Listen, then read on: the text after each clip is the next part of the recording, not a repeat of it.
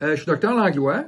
Je vais essayer d'aider votre maman aujourd'hui. On va commencer par expliquer un peu son problème. Alors ici, on a un modèle de la colonne vertébrale. Selon la résonance, l'imagerie qu'on a eue, le scan, ça démontre de l'usure au niveau des disques. Les disques sont des coussins qu'on a entre les vertèbres.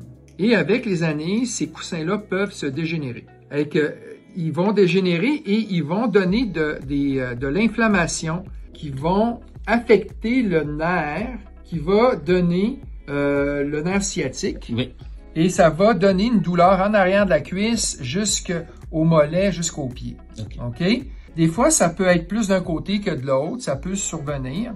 Et il faut comprendre que c'est de l'inflammation. Donc, c'est pas une hernie discale ou quelque chose qui a besoin d'une chirurgie. OK? Donc, souvent, l'injection de cortisone au niveau de la colonne va pouvoir diminuer l'inflammation sur plusieurs semaines, sinon plusieurs mois.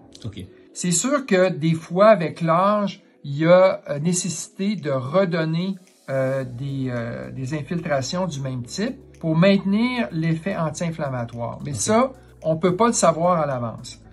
Ce qui est intéressant chez votre mère, c'est il y a plusieurs facteurs de bon pronostic. Le premier, c'est qu'elle vient me consulter en dedans de 6 mois, le début des symptômes. Donc, si on attend trop longtemps, l'effet ou l'efficacité des traitements qu'on peut proposer, soit l'injection de cortisone au niveau de la colonne vertébrale, diminue après 6 mois. C'est pas le cas. Elle, ça date depuis à peu près 3 mois.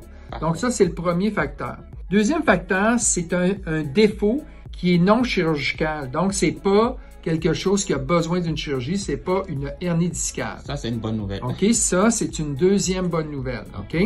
Pour ce qui est du traitement, c'est quoi au juste? Le traitement c'est 3 injections. Pourquoi 3 injections? Parce que pour donner la dose optimale, il faut que je la répartisse en 3 sessions pour éviter diminuer les effets secondaires de la cortisone chez le patient. Quels sont-ils? Les effets secondaires peuvent être autour de l'augmentation de la pression artérielle, l'augmentation du sucre dans le sang. Et puis ça, c'est transitoire, mais quand même, ça peut causer du désagrément au patient. Aussi, l'enflure, la rétention hydrosodée, si on donnait une trop grosse dose. Encore là, chaque patient est plus sensible que d'autres, mais par mesure de précaution, on répartit la dose, tout le traitement en 3 sessions.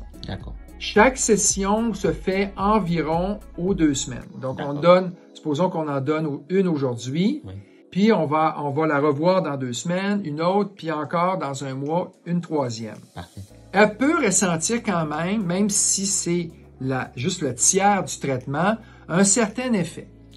Classiquement, les gens vont relater une amélioration dans la jambe qui va durer quelques jours. C'est pas inquiétant, c'est attendu. Pourquoi? Parce que le patient ou la patiente a reçu uniquement le tiers du traitement. Chaque dose est la même, d'une session à l'autre, et chaque dose dure 8 semaines.